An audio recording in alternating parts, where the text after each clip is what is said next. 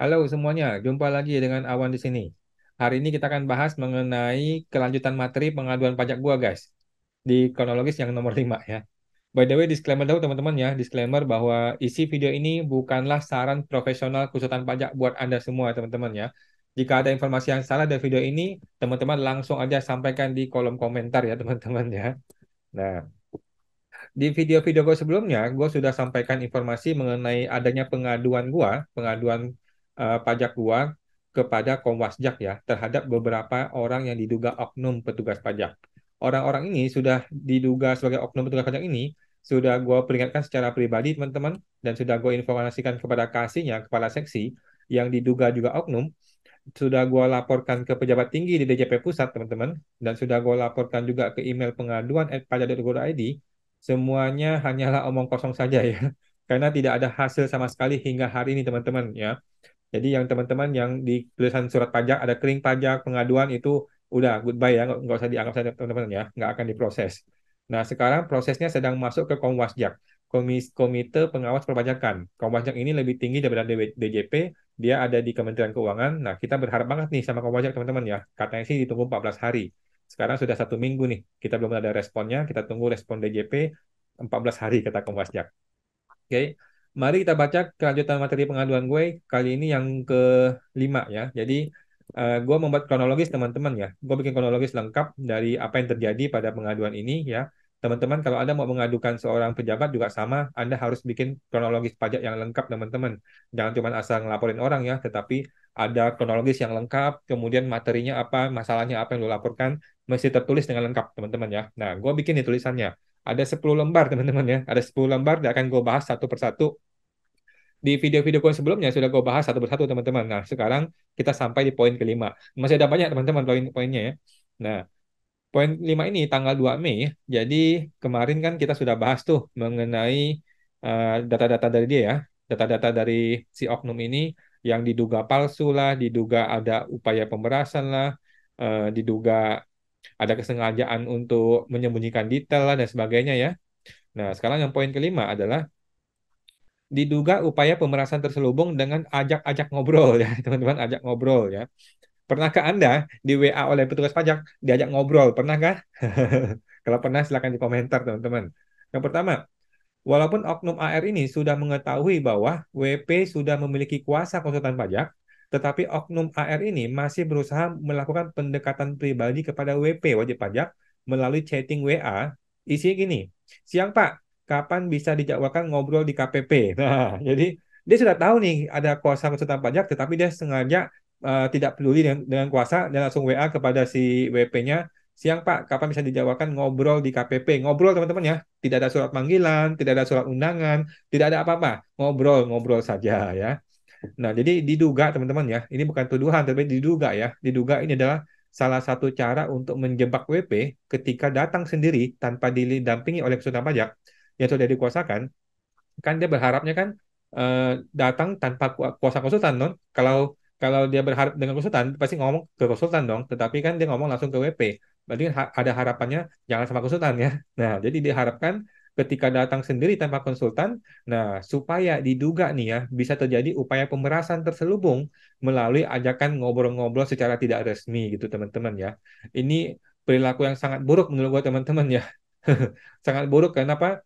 Karena persepsi di kepalanya wajib pajak udah pasti jelek tentang perilaku seperti ini, tentang chatting seperti ini udah pasti jelek kalau sudah di matanya wajib pajak gitu ya. Nah, dan WP alhasil tidak menghadiri acara ngobrol-ngobrol tersebut, tetapi meminta kuasa untuk berkomunikasi dengan AR. Jadi si WP ini langsung kasih tahu gua sebagai kuasanya bahwa ada chatting gitu ya. Ya udah aku sampaikan kepada si oknum ini, Pak, saya kuasanya, kenapa kenapa lu langsung ngomong ke WP ke gua aja gitu kan? Terus dia jawab apa ya kemarin ya?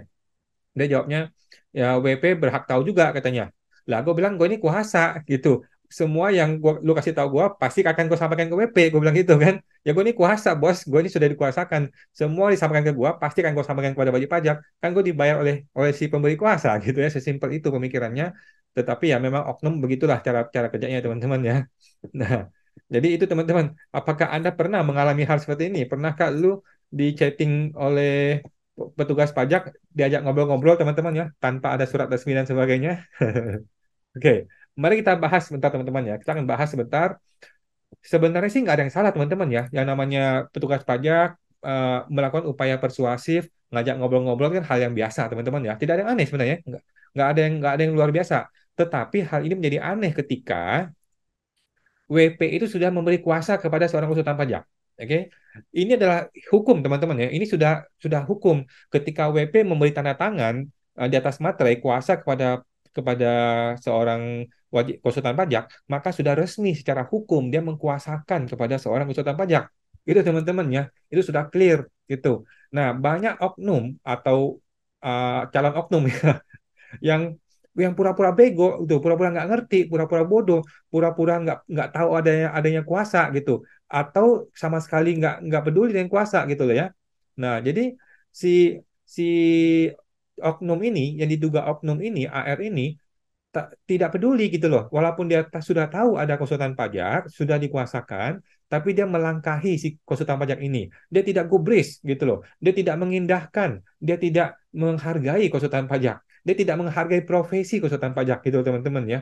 Jadi dia tuh pengennya langsung tembak langsung kepada si wajib pajak, nggak mau lewat si konsultan pajak gitu loh. Supaya apa? Nah, supaya diduga nih teman-teman, supaya enak untuk diperas gitu loh. Kalau konsultan pajak kan nggak gampang diperas ya. Kenapa? WP itu kan tidak paham aturan ya. WP itu kan tidak paham aturan.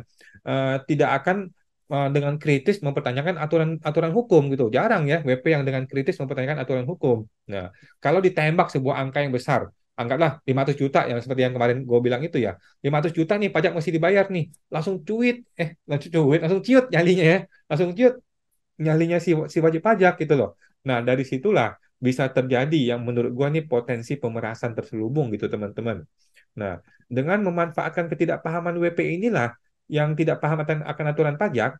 Nah, kemudian si AR ini atau si oknum ini menembak dengan angka yang sangat tinggi gitu. Kemudian gara-gara dia sudah kasih angka yang tinggi, si WP kan berusaha negosiasi dong. Akhirnya diturunkan angkanya, ya diturunkan angka nilai pajaknya, terjadi negosiasi gitu loh.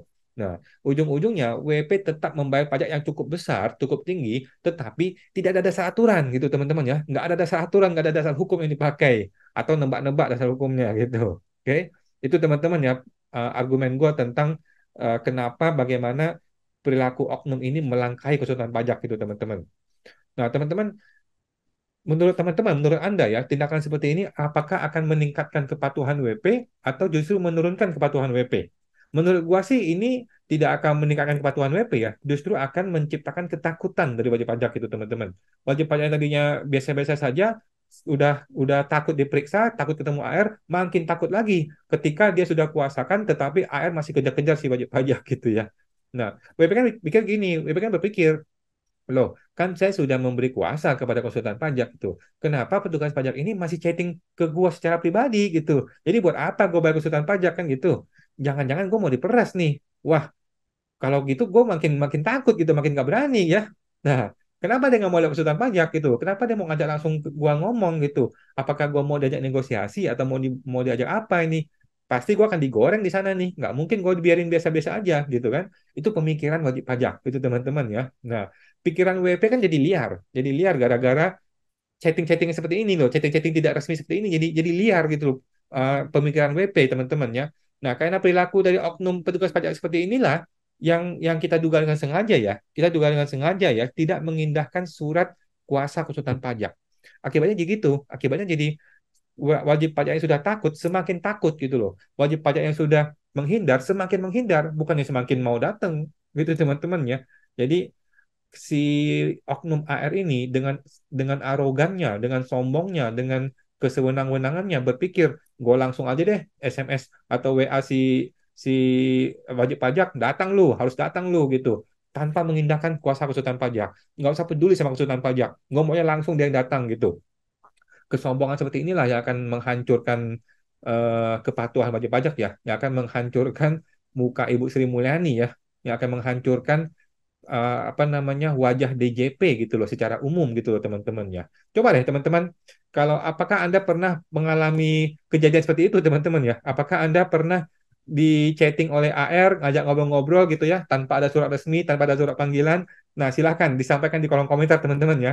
Tuliskan di kolom komentar, pernah nggak lu di chatting sama AR, dipanggil tapi nggak pakai surat, kemudian diajak ngobrol-ngobrol. Nah, kalau pernah, apa yang terjadi teman-teman? Apa yang terjadi?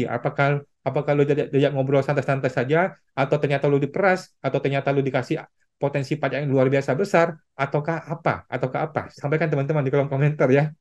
Dan teman-teman, kembali lagi disclaimer teman-teman ya, bahwa niat gua untuk memviralkan ini bukan untuk menghukum teman-teman ya, bukan untuk menghukum orang, tetapi semata-mata untuk reformasi perpajakan teman-teman. Gua sangat mendukung ya reformasi perpajakan, supaya apa? Supaya negara ini bisa maju teman-teman ya, supaya perilaku oknum seperti itu perlu diperbaiki gitu loh. Kalau nggak diperbaiki, pe- penerimaan pajak sih naik terus ya, penerimaan pajak naik terus, tetapi perilakunya makin busuk dan kepatuhan pajaknya tidak tidak akan makin naik gitu. Jangka pendek iya, jangka panjangnya tidak akan lebih baik gitu.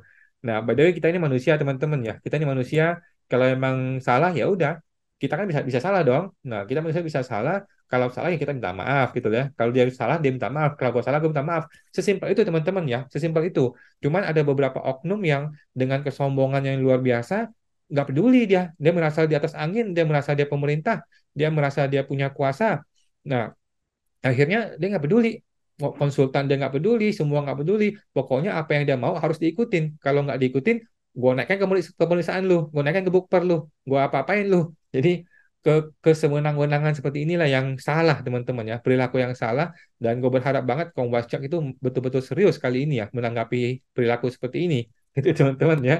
Oke, ini masih panjang teman-teman ya, suratnya masih panjang dan akan gue bahas satu persatu di video-video berikutnya teman-teman ya. Silakan disampaikan di komentar apabila Anda pernah mengalami kejadian tersebut, dan kita akan bahas lagi. Kalau ada komentar akan gue bahas komentarnya, kalau memang eh, isinya cukup panjang ya, nanti gue bahas di video-video berikutnya untuk mengomentari komentar Anda semua. Oke teman-teman, sampai jumpa lagi.